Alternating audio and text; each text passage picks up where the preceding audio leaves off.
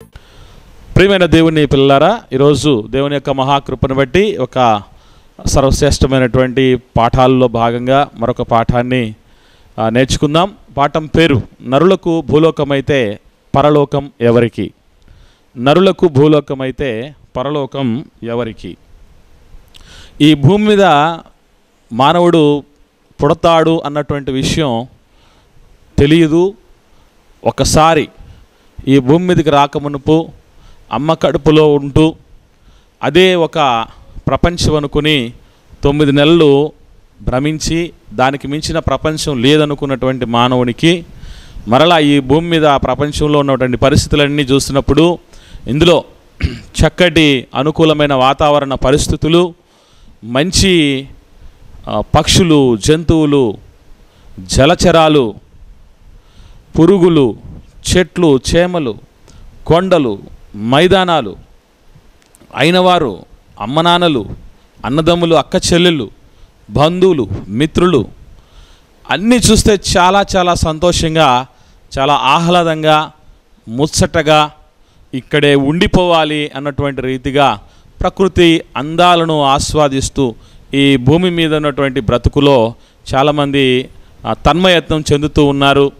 కానీ ఈ లోకములో ఉన్నటువంటి వాళ్ళకి ఈ లోకములోనికి రాక మునుపు ఈ లోకం ఉందని ఎలాగైతే తెలీదో, ఎలాగైతే నమ్మలేకపోయారో, ఈ లోకపు జీవితాన్ని ముగించుకున్న తర్వాత ఈ ప్రపంచం మనం ఎంత ఇష్టపడినా ఒకనాడు ఈ లోకంలో నుంచి మనం వెళ్ళిపోవలసినటువంటి పరిస్థితి వస్తుంది. అయితే ఈ భూమి కంటే, ఈ భూలోకము కంటే, ఈ వాతావరణాల కంటే, ఈ అందమైన ప్రకృతి అందాలు, మన చుట్టూ ఉన్నటువంటి బంధాలు, వీటన్నిటికంటే మించినటువంటి అత్యద్భుతమైనటువంటి ఊహకు అందనటువంటి నిర్మాణాలతో కూడుకున్నదే పరలోకం. ఆ లోకంలో రోడ్లు బంగారంతో వేయబడ్డాయట. ఆ లోకములో కట్టబడినటువంటి ఇళ్లలో ఒక్కొక్క స్తంభము ఒక్కొక్క రత్నముతో, వివిధ రకములైనటువంటి ముత్యాలతో, పగడాలతో పొదగబడి ఎంతో విలువైన ఖరీదైనటువంటి పట్టణాలను సైతం ఏమాత్రము దరిదాపుల్లోకి కూడా రానియకుండా ఉన్నతంగా తీర్చిదిద్దబడినటువంటి లోకం. ఆ లోకం ప్రత్యేకత, ఆ లోకంలోనికి వెళ్ళినటువంటి ఏ ఒక్కరికి కూడా ఆకలి కాదు, దప్పిక కాదు. అలాగునే సూర్యుడు లేని లోకం అది, చంద్రుడు లేని లోకం. సూర్యుడు లేని లోకాన్ని, చంద్రుడు లేని లోకాన్ని ఏ రోజు కూడా మనం చూడలేదు ఈ భూమి మీద. కానీ అక్కడ సూర్యుడు చంద్రుడు లేకుండా ప్రతిరోజు మనం ఉండగలం. జీవజలముల ఊట అనేది ఒకటి ఉంటుంది. అక్కడికి యేసుక్రీస్తు ప్రభువులు వారు నిత్యం తీసుకుని వెళ్తూ ఉంటాడు. దేవునితో సంతోషంగా ఉండేటటువంటి పరిస్థితి పరలోకంలో మనకు కనబడుతుంది. అయితే ఈ భూమి గురించి, ఈ భూమి మీద ఉన్నటువంటి వాతావరణ పరిస్థితుల గురించి, అనుకూలతల గురించి కొన్ని విషయాలు తెలుసుకున్న తర్వాత మరి పరలోకం అనేది ఎవరికి ఇవ్వడం అనేది దేవుడు చేయాలనుకుంటున్నాడు, ఎవరికి అర్హత ఉంటుంది ఆ మహాలోకాన్ని చేరుకోవటానికి అన్ని విషయాలు మనం జాగ్రత్తగా ఆలోచిస్తూ ముందుకు సాగితే, చాలామంది ఈ భూమి ఎలా పుట్టిందని రకరకాలైనటువంటి పరిశోధనలు చేశారు. ఎప్పుడు పుట్టింది అనేది కూడా చేయడం జరిగింది. కానీ ఎందుకు పుట్టింది అనేది చాలామందికి తెలియదు, ఎవరు పుట్టించారనేది కూడా తెలియదు ఈ యొక్క భూమిని. ఎందుకంటే ఈ భూమి పుట్టుకొచ్చిన ఈ భూమి మీద ఉన్నటువంటి అనుకూల వాతావరణాలు, జంతువులు, పక్షులు, సమస్తమును పుట్టినటువంటి కొన్ని వేల సంవత్సరాలకి, లక్షల కోట్ల సంవత్సరాలకి మానవుడు పుట్టడం జరిగింది. కనుక మనకంటే ముందు పుట్టినటువంటి ప్రకృతి గురించి మనకు తెలిసింది అంతంత మాత్రమే. ఏది ఏమైనా తెలిసినటువంటి అంతంత మాత్రంతో ఏమీ తెలియని వారి దగ్గరకు వచ్చి చాలా విషయాలు చెప్పడం జరిగింది. ఈ భూమి పెట్టి ఇన్ని బిలియన్ సంవత్సరాలు అయింది అని, ఈ యొక్క భూమి ఒకప్పుడు మరి నీళ్ళల్లో ఉండి ఉన్నదని, నీళ్ళల్లో నుంచి పుట్టింది అని రకరకాలుగా వాదనలు చెప్తూ ఉన్నారు. దానికి ఎన్నో పరిశోధన ఫలితాలు కూడా సమర్పించడం జరిగింది. ఏది ఏమైనా మొత్తానికి ప్రస్తుతానికి శాస్త్రం అంతా కూడా మూకుమ్మడిగా ఏకాభిప్రాయానికి వచ్చింది. ఒకప్పుడు ఈ భూమి నీళ్ళల్లో ఉండేదని, నీళ్ళల్లో నుంచే సమకూర్చబడింది అని, అందుకే 4/3 నీళ్లు ఈ భూమిలో ఉన్నాయని, సౌర కుటుంబంలో భూమికి బ్లూ ప్లానెట్ అంటే ఒక నీలి గ్రహము, నీళ్లతో నిండి ఉన్నటువంటి పరిస్థితిగా ఉంటుందని, నీలి గ్రహముగా, పచ్చని గ్రహముగా భూమికి పేరు అన్నది ఉండడం జరిగింది. ఇదిలా ఉంచితే దేవుడు కూడా భూమితో సహా మనం కళ్ళెత్తితే పైన రాత్రిపూట మిలమిల మెరిసేటటువంటి నక్షత్రాలు కానీ, అలాగునే చంద్రుడు కానీ, పగలు వచ్చేటువంటి సూర్యుడు కానీ, సమస్తము కూడా ఎలా పుట్టాయి, ఎప్పుడెప్పుడు పుట్టాయి, వాటిని ఎలా పుట్టించడం జరిగింది, అవి ఏ ఏ చోటల ఉండాలి, ఎలా అవి ఫలించాలి, ఈ విషయాలన్నీ కూడా దేవుడు తన మనసైనటువంటి బైబిల్ గ్రంథంలో మొట్టమొదటి పుస్తకమైనటువంటి ఆదికాండములో మొదటి అధ్యాయంలో చాలా కూలంకషంగా రాయించడం జరిగింది. ఏది ఏమైనా మనం భూమి గురించి ఆలోచించుకుంటున్నాం కనుక భూమి గురించి దేవుడు రాసినటువంటి మాట ఏమిటంటే ఆదికాండం మొదటి అధ్యాయము 9-10 వచనాల్లో మనకు ఆకాశము క్రింద ఉన్నటువంటి జలములు ఒక్కచోటనే కూర్చబడి ఆరిన నేల కనబడునుగాక అని పలుకగా ఆ ప్రకారం ఆయను దేవుడు ఆ ఆరిన నేలకు భూమి అని పేరు పెట్టాడు అని రాయబడి ఉంది. అంటే దేవుడు కూడా ఒకప్పుడు జలములలో నీళ్లలో ఉండేటటువంటి ఆ యొక్క ముడి పదార్థముగా నీళ్ళలో నీళ్ళై కలిసిపోయినటువంటి ఆ భూగోళాన్ని, భూమండలాన్ని దేవుడు బయటికి తీసుకుని వచ్చి కొంచెం ఆరిన నేలను తయారు చేయటం జరిగింది. ఆ ఆరిన నేల నీళ్లతో కలగలిసినటువంటిదే భూగోళము. దాన్ని బ్లూ ప్లానెట్ అని మనం పిలుచుకోవటం జరిగింది. అలాగనే క్రొత్త నిబంధనలో కూడా బైబిల్ గ్రంథంలోనే ఉన్నటువంటి క్రొత్త నిబంధనలో కూడా పేతురు గారు రాసినటువంటి 2వ పత్రిక 3వ అధ్యాయము 5వ వచనంలో కూడా నీళ్ల చేత నీళ్ల వలన సమకూర్చబడిన భూమి అని తెలియపరచడం జరిగింది. కాబట్టి నీళ్ల వలన నీళ్లతోనే సమకూర్చబడింది ఈ భూమి కనుక అది మిగిలినటువంటి విశ్వములో మంచి అనుకూల వాతావరణ పరిస్థితులు ఈరోజు మీరు గమనించగలిగితే ఒక మనిషి ఈ భూమి మీద సమృద్ధిగా జీవించడానికి ఎంతగానో ఉపయోగపడేటివి నీటి వనరులు. ప్రపంచ ప్రఖ్యాతిగాంచినటువంటి నాగరికతలు అన్నీ కూడా నాగరికత లేక నగరాభివృద్ధి చెందింది కూడా ఎక్కడ అంటే నీళ్లు ఎక్కడైతే సమృద్ధిగా ఉంటున్నాయో ఆ ప్రదేశంలో. మనకు తెలుసు ఈజిప్టు ప్రపంచ ప్రఖ్యాతిగాంచినటువంటి ఒక ప్రాచీన నాగరికత. ఆ నాగరికత ఈజిప్ట్ నాగరికత మరి నైలు నది ఒడ్డున వెలసినటువంటి నాగరికత. అలాగనే మన భారతదేశ నాగరికత కూడా సింధు నది ఒడ్డున వెలవటం జరుగుతుంది, మనకు అందరికీ తెలుసు. తెలంగాణ రాష్ట్ర రాజధాని హైదరాబాద్ నగరం కూడా మూసీ నది ఒడ్డున వెలసినటువంటి నగరము. ఇలా నీళ్ళు అనేవి ఎక్కడైతే సమృద్ధిగా ఉంటాయో అక్కడ మానవ నివాసయోగ్యమైనటువంటి పరిస్థితులు తప్పనిసరిగా ఉంటాయి. అలాగనే మనం ఆలోచించగలిగితే ఎందుకు ఈ భూమి మీద మనిషి నివసించడానికి అన్ని అనుకూలతలు ఉన్నాయంటే అంత అనుకూలతలతో దేవుడే మనందరి మేలు కోరి పుట్టించడం జరిగింది. ఈ విషయము శాస్త్రవేత్తలు పండితుల యొక్క మాటల్లో కూడా వాళ్ళు ఒకవేళ తెలిసినా కూడా తేలుకుట్టిన దొంగల్లాగా సమాజానికి దేవుడు గురించి చెప్పగలిగితే మీదేమి గొప్పతనం లేదనుకొని వాళ్ళని ఎలా చిన్నచూపు చూస్తారేమోనని ఏదో ఒక దివ్యమైన శక్తి లేదంటే దానంతటా అదే నిర్మాణం అవుతూ వచ్చేసింది అని ఎన్నో కాకమ్మ కథలు చెప్తూ ఉన్నారు.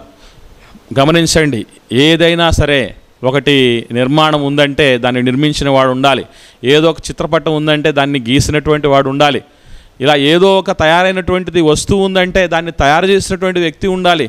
మనం ఆలోచించకుండానే మన ఊహలకు అందనటువంటి రీతిగా టెక్నాలజీ కూడా అసలు పురుడు పోసుకున్నప్పుడు తయారు చేసినటువంటి ప్రకృతి అయినా ఇందులో ఒక క్రమము, ఒక నిబద్ధత, ఒక టెక్నాలజీ నిబుడీకృతమై ఉంది అంటే అది దేవుడు తప్ప ఇంకెవరో చేసింది కాదు. ఏదేమైనా బైబిల్లో నరులకు భూగోళాన్ని దేవుడు తయారు చేసి ఉన్నాడని, అంత మాత్రమే కాకుండా యెషయా గ్రంథము 45వ అధ్యాయం 15వ వచనంలో, యెషయా గ్రంథం 45వ అధ్యాయం 18వ వచనంలో నిరాకారముగా కాదు దానిని దేవుడు నివాసయోగ్యముగా తయారు చేసి ఉన్నాడు అని.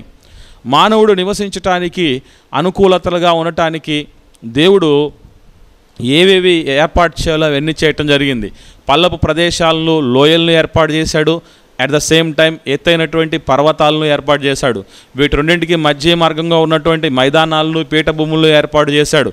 సలయాలను పుట్టించాడు, నదులను పుట్టించాడు, సముద్రాలను, మహాసముద్రాలను పుట్టించాడు, అందులో ఉన్నటువంటి చరాలను పుట్టించాడు, జంతువులను, పక్షులను, మొక్కలను, సమస్తమును ఏవేవి ఎంతెంత ఉండాలో అన్ని సమపాళ్లతో కొలతేసి ఇచ్చినట్లుగా మన కొలతలకు చాలా సులభంగా దొరుకుతూ ఉన్నాయి. ఏదైనా వాతావరణంలో నైట్రోజన్ ఇంత ఉంది, ఆక్సిజన్ ఇంత ఉంది, హైడ్రోజన్ ఇలా ఇంత ఉంది, కార్బన్ డయాక్సైడ్ ఇంత ఉంది, నీటి ఆవిరి ఇంత ఉంది అని లెక్కలు ఎట్లా మనకు దొరికాయి అని ఆలోచించగలిగితే ఆ లెక్కలతోనే దేవుడు వాతావరణంలో ఇవన్నీ పెట్టడం జరిగింది.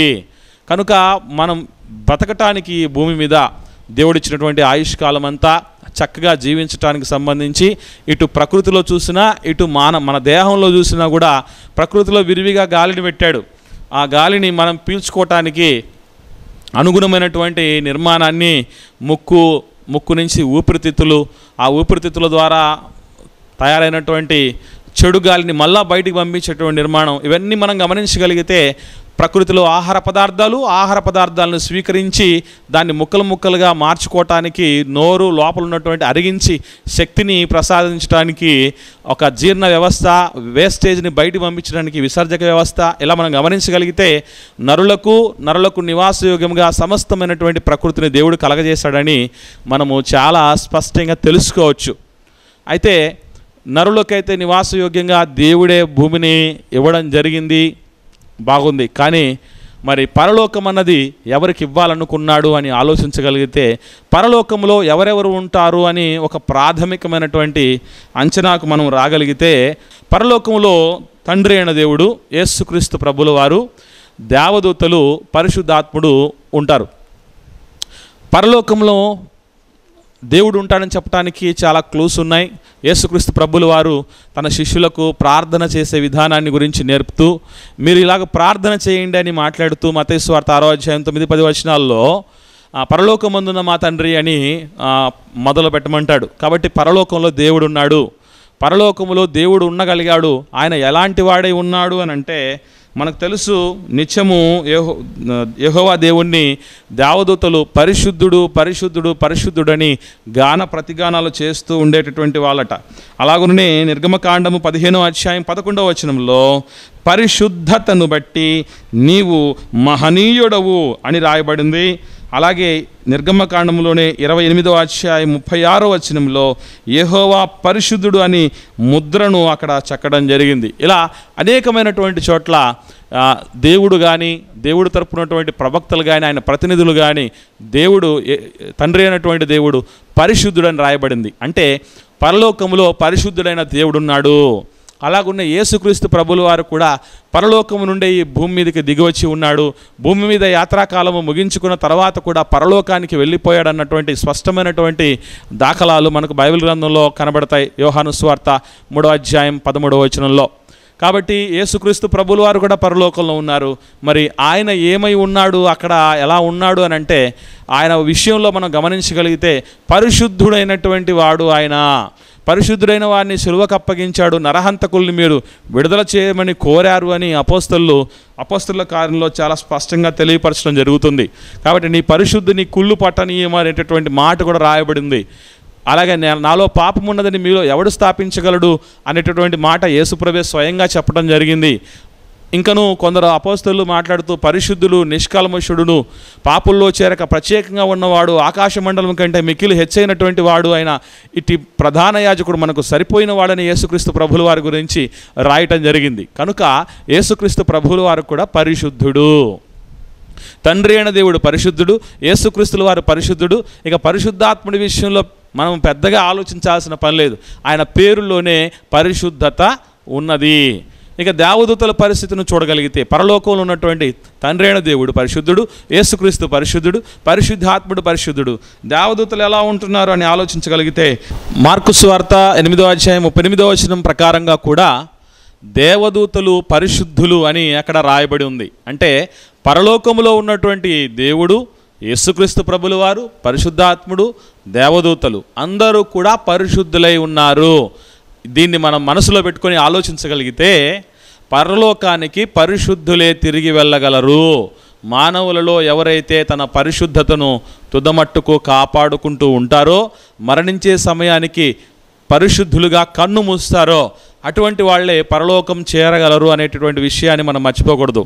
అలాగని ఈ భూమి మీద దేవుడు మనల్ని పుట్టించేటప్పుడు పరిశుద్ధత లేని వారిగా పుట్టించలేదు అని ఎవరు అనుకోకూడదు. మానవులను ఈ భూమి మీద పుట్టించేటప్పుడు యథార్థవంతులుగా దేవుడు పుట్టించాడు. తన స్వరూపమును, తన పోలికను ఇవ్వడం జరిగింది. అరే ఆయన స్వరూపం ఏమిటి, ఆయన పోలిక ఏమిటంటే ఆయన పరిశుద్ధుడైనటువంటి తండ్రి, ఆయన నీతి స్వరూపుడైనటువంటి తండ్రి. కాబట్టి దేవుడికి ఉన్నటువంటి పరిశుద్ధతతోనే ఈరోజు భూమి మీదకి మానవుల్ని దేవుడు పుట్టించాడు. కానీ మనం రకరకాలైనటువంటి తంత్రములు కల్పించుకొని అలాగునే దేవుడు అనుగ్రహించినటువంటి మహిమను పాపము చేసి పోగొట్టుకోగలిగాము. కాబట్టి అందరికీ అర్హత అనేది పరలోకం వెళ్ళటానికి అర్హత లేకుండా పోయింది. మనం దాన్ని మన చేజేతులారా కోల్పోవటం జరిగింది. ఆయన దగ్గరికి ఎవరెవరు రమ్మని పిలిచాడు దేవుడు అని ఆలోచించగలిగితే 90వ కీర్తన 3వ వచనం ప్రకారం నీవు నరులను మంటికి మార్చుచున్నావు, నరులారా తిరిగి రండని పిలుచుచున్నావు. అంటే ఎంతమంది అయితే ఈ భూమి మీదకి దేవుడు పంపించాడో మానవుల్ని, అంతమందిని కూడా తిరిగి పరలోకం రమ్మని ఆహ్వానం పలకడం జరిగింది. కానీ ఆయన దగ్గరికి తిరిగి వచ్చే సమయానికి మనం ఒకదాన్ని మాత్రం కాపాడుకొని రమ్మని చెప్పడం జరిగింది. ఆ యొక్క బాధ్యత మాత్రం మన మీద దేవుడు పెట్టడం జరిగింది. అదేమిటంటే ఎఫెసీయులకు రాసిన పత్రిక 1వ అధ్యాయం 4 నుంచి 6 వచనాల్లో మనము తన ఎదుట పరిశుద్ధులమును నిర్దోషులనై ఉండవలెను అని రాయడం జరిగింది. అంటే భూమి మీద ఉన్నప్పుడు సైతము ఆయన సన్నిధి ఉన్నది. ఆయన సన్నిధిలో మనం బ్రతుకుతున్నంత కాలము పరిశుద్ధులముగాను నిర్దోషులంగాను జీవించాలి. అలాగనే అదే పరిశుద్ధతతో అదే నిర్దోషత్వముతో పరలోకానికి మనం చేరుకోగలగాలి. ఇటువంటి పరిస్థితి మనము ఖచ్చితంగా కలిగి ఉండవలసినటువంటి పరిస్థితి. అయితే ఈ పరిశుద్ధతను మనం మధ్యలో ఏం చేశాము? మనం కోల్పోవటం జరిగింది. శరీరానికిలో ఉన్నటువంటి ఆశను బట్టి, నేత్రాలకు ఉన్నటువంటి ఆశను బట్టి, ఈ జీవాముకు ఉన్నటువంటి డంబమును బట్టి మనం అనేక రీతులుగా పడిపోవడం జరిగింది, చెడిపోవడం జరిగింది, కల్మషము బారిన పడడం జరిగింది, మనకు పాపం అనేది అంటుకోవటం జరిగింది. మరి అటువంటి పాపాన్ని ఎవరు తొలగించగలరు అని అంటే ప్రపంచంలో బట్టలకు ఉన్నటువంటి మురికిని తొలగించడానికి సబ్బులు ఉన్నాయి. అలాగనే ఇంట్లో ఉన్నటువంటి మురికిని తొలగించడానికి సంబంధించినటువంటి అనేక రకములైనటువంటి పరిస్థితులు మనకు లోకంలో కనబడుతూ ఉన్నాయి. ఇలా లోకంలో ఉన్నటువంటి రుగ్మతలు తొలగించడానికి రకరకాలైనటువంటి అరేంజ్మెంట్స్ ఉన్నాయి. కానీ మనిషి యొక్క పాపాన్ని తొలగించగలిగినటువంటి స్థితి, శక్తి ఏ పదార్థాలకు ఉందంటారు? ఎవరికి ఉందంటారు? ఎవరన్నా విడిపించే వాళ్ళు ఉన్నారంటే వాళ్ళందరూ కూడా మనలాగే ఆ పాపాల్లో చిక్కుకుపోయినటువంటి వాళ్ళే ఉన్నారు. ఇటువంటి పరిస్థితుల్లో మన పాపాన్ని తీసివేసి మనల్ని మరలా పరలోకానికి అర్హులను చేయటానికి, ఆ మహాలోకానికి వారసులను చేయటానికి, ఈ మట్టిలోకం నుండి మహిమలోకానికి తీసుకుని వెళ్ళటానికి ఒక మార్గదర్శిగా దాదాపు 2000 సంవత్సరాల క్రితం యేసుక్రీస్తు ప్రభులు వారిని దేవుడు ఈ లోకంలోనికి పంపించడం జరిగింది. ఆయన ద్వారా మరి మనకు పాప క్షమాపణ కలిగింది, పరలోకపు ప్రాప్తికి అవకాశం ఎంతగానో కలిగింది అని చెప్పక తప్పదు. అందుకే ప్రకటన గ్రంథం 7వ అధ్యాయము 13-14 వచనాల్లో ఈ మాట రాయబడి ఉంటుంది. తెల్లని వస్త్రములు ధరించుకున్నటువంటి వీళ్ళు ఎవరు అని అన్నప్పుడు వీరు మహాశ్రమల నుండి వచ్చినటువంటి వారు, గొర్రెపిల్ల యొక్క రక్తంలో వీరి వస్త్రములను ఉదుక్కొని తెలుపు చేసుకున్నటువంటి వారు అని రాయడం జరిగింది. గొర్రెపిల్ల రక్తం అంటే ఈరోజు 4 కాళ్ళు కలిగి వెనక ఒక తోక కలిగినటువంటి జంతువు రక్తం అని కాదు. మేకల రక్తము, కోడల రక్తము మనకు పాపములను తీసివేయగలిగినవి కాదు అన్నది మనం గ్రహించవలసినటువంటి సత్యం. ఎందుకంటే మనం చేసినటువంటి పాపం 1-2 అయితే వాటి యొక్క బలితో మనం సరిపెట్టుకోవడానికి మనం పాపముతో రోజును మనం ప్రారంభిస్తున్నాం. పాపాన్ని అలవాటు చేసుకుంటూ ఉన్నటువంటి వారంగా, దాన్ని పరిపూర్ణం చేసుకునేటటువంటి వారంగా ఉన్నాము గనుక వీటి యొక్క రక్తము మన యొక్క పాపములను తొలగించలేదు. అటువంటి పాపాలను తొలగించగలిగినటువంటి శక్తి కేవలం యేసుక్రీస్తు రక్తమునకు మాత్రమే దేవుడు ఇవ్వటం జరిగింది. ఎందుకంటే అది చాలా పరిశుద్ధమైనది, అమూల్యమైనటువంటి రక్తము, నిర్దోషమైనటువంటి రక్తం, నిష్కల్మషమైనటువంటి రక్తము కనుక క్రీస్తు రక్తములో కడగబడటం అంటే క్రీస్తును సొంత రక్షకుడిగా అంగీకరించి నా ఆత్మను దాగు నుండి, కల్మషము నుంచి, కలంకము నుండి, పాపము నుండి విడిపించి విమోచించగలిగినటువంటి వాడు సజీవుడు యేసుక్రీస్తు ప్రభుల వారు. ఆయన కోరినటువంటి రీతిగా ఈ భూమి మీద ఆయన వారిగా నేను జీవించగలిగితే తప్పనిసరిగా ఒకానొక దినాన ఆయన మరలా రాబోతూ ఉన్నాడు. వచ్చిన తర్వాత మనల్ని పరలోకానికి తీసుకుని వెళతాడు అన్నటువంటి నిరీక్షణతో బ్రతకగలగాలి. కానీ ఎంతమంది అలా బ్రతకగలుగుతున్నారు? బాప్తిస్వం తీసుకున్న వాళ్ళలో కూడా చాలామంది వెనుతిరిగి చూడటం జరుగుతోంది. తర్వాత కుక్క తన వాంతికి తిరిగినట్లుగా మరలా పాప జీవితంలోనికి, పాత జీవితంలోనికి, రోత జీవితంలోనికి వెళ్ళటం అనేది జరుగుతుంది.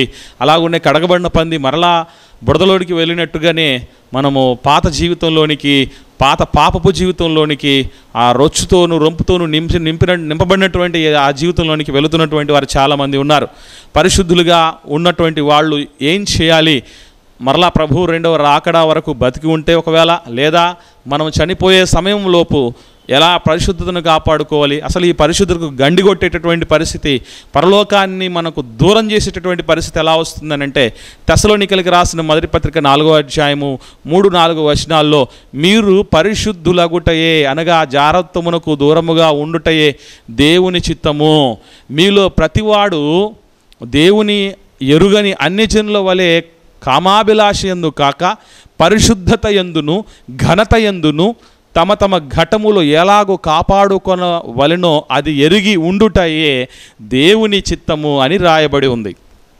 ఘటము అంటే మన శరీరము పాప పంకిలం కాకుండా, పాపానికి ఈ శరీరంలో ఉన్నటువంటి అవయవాలు దోహదపడకుండా పరిశుద్ధుడైనటువంటి దేవునికి ఆయనకు సజీవయాగంగా ఉంటూ జీవ సాధనాలుగా ఈ యొక్క నోటితో దేవుణ్ణి స్తుతించేటటువంటి రీతిగా, ఈ కళ్ళతో దేవుని పరిశుద్ధ గ్రంథంలో ఆశ్చర్యకరమైన కార్యాలను చూసేటటువంటి రీతిగా, ఈ చెవులతో గద్దింపు మాటలను చెవిన పెట్టి బాగుపడేటటువంటి రీతిగా, ఈ హృదయం నుండి దేవుని యొక్క ఆలోచనలు ఆయన మహిమపరిచేటటువంటి కార్యాలతో నింపుకునేటటువంటి రీతిగా, ఈ చేతుల్లో జీవవాక్యమును చేతబట్టుకుని లోకమందు జ్యోతులై వెలిగేటటువంటి రీతిగా, ఈ పాదాలకు సువార్త ప్రకటించడానికి వేగముగా సిద్ధముగా ఉండటానికి అనుకూలతలు కలిగినటువంటి పాదములుగా అన్నింటినీ కూడా దేవుడికి సజీవముగా సమర్పణ చేసేటటువంటి రీతిగా ఈ శరీరంలో ఉన్నటువంటి అవయవాలను మనం సిద్ధపరచుకోవాలి. కానీ ప్రభువులుగా నమ్మునటువంటి వాళ్ళు, బ్యాప్టిజం తీసుకున్నటువంటి వాళ్ళు, పరిశుద్ధ సమాజంగా కూర్చున్నటువంటి వారు కూడా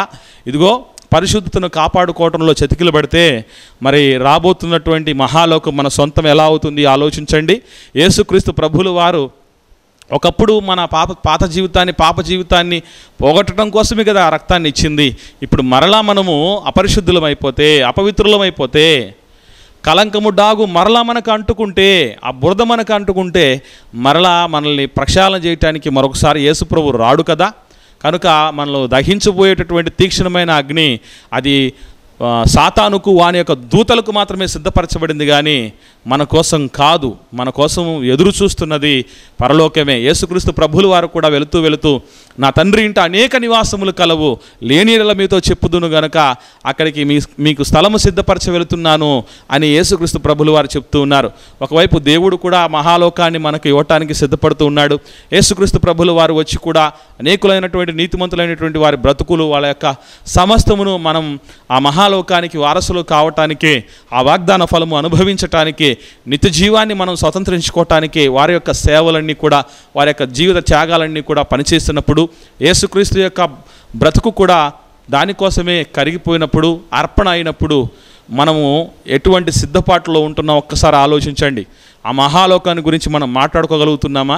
ఆ మహాలోకాన్ని స్వతంత్రించుకోవటానికి మనం ఏదైనా గట్టి ప్రయత్నాలు ఏమైనా చేస్తున్నామా? మనలో ఉన్నటువంటి దేవుడికి ఆయాసకరమైనటువంటి లక్షణాలు పోగొట్టుకోవడానికి సిద్ధపడుతూ ఉన్నామా? మన ఘటాన్ని పరిశుద్ధత యందు ఘనత యందు కాపాడుకోగలుగుతున్నామా? లేదా కామాభిలాషకు అన్యజనుల్లాగా తెగబడుతున్నామా అని ఆలోచించగలిగితే, పాస్టర్లు సేవకులుగా ఉన్నటువంటి వాళ్ళు కూడా ఇటువంటి రీతిగా మరి చాలామందితో వ్యభిచారానికి సిద్ధపడుతున్నటువంటి వాళ్ళు, బహుభార్యత్వాన్ని కలిగి ఉన్నటువంటి వాళ్ళు, సంఘంలో ఉన్నటువంటి వాళ్ళు కూడా సండే స్కూల్ టీచర్లు లేచిపోయి పెళ్లి చేసుకోవడాలు, ఇలా రకరకాలుగా ఆలోచించగలిగితే సంఘంలో ఉన్నటువంటి విశ్వాసులకు కూడా దారుణమైనటువంటి మరి లైంగిక అపవిత్రతో కూడినటువంటి అక్రమ సంబంధాలు కలిగినటువంటి వాళ్ళు మనం చూస్తూ ఉన్నాం. మరి ఇటువంటి పరిస్థితుల్లో ఉంటే మనకు మహాలోకం పరలోకం వస్తుందంటారా? ఆలోచించండి. కనుక దేవుని బిడ్డలారా, మనకు ఎలాగైతే ఈ భూలోకాన్ని దేవుడిచ్చాడో, ఈ భూలోకానికి వచ్చినటువంటి మనలందరినీ కూడా తిరిగి పరలోకం రమ్మని పిలుస్తున్నాడు. అలా రమ్మని పిలిచినటువంటి దేవుడు కూడా నువ్వు పుట్టినప్పుడు ఈ భూమి మీదకి నిన్ను నేను పంపించినప్పుడు ప్రారంభంలో ఎటువంటి పరిశుద్ధత నీకు ఉండేదో, ఎటువంటి నిష్కల్మషత నీకు ఉండేదో, ఎటువంటి యథార్థత నీకు ఉండేదో, అటువంటి యథార్థతతోనే నువ్వు తిరిగి రాగలిగితే నాతో పాటుగా, యేసుక్రీస్తుతో పాటుగా, పరిశుద్ధాత్మతో పాటు, పరిశుద్ధ దేవదూతలతో పాటు నీవు కూడా సదాకాలం నాతో సంతోషంగా ఉంటావు అని దేవుడు పిలుపునిస్తున్నాడు. కనుక దేవుడిచ్చినటువంటి ఈ పిలుపుని అందరం కూడా స్వీకరించి మన యొక్క జీవితాన్ని, శేష జీవితాన్ని పవిత్రంగా దేవుడి యొక్క మహిమ కొరకు, మన చుట్టూ మనలాగే మన సహోదరులైనటువంటి వాళ్ళు నశించిపోతూ ఉన్నారు, వాళ్ళందరినీ కూడా కాపాడుతూ క్రీస్తు రక్షణ వారికి చేరువ చేస్తూ వారి పాప జీవితానికి స్వస్తి పలికించి అందరము కూడా సరే మహాలోకానికి సిద్ధపడాలి. ఆ రీతిగా మనం అందరం సిద్ధపడతామని నమ్ముతూ ఈ యొక్క సందేశాన్ని నేను ముగిస్తున్నాను.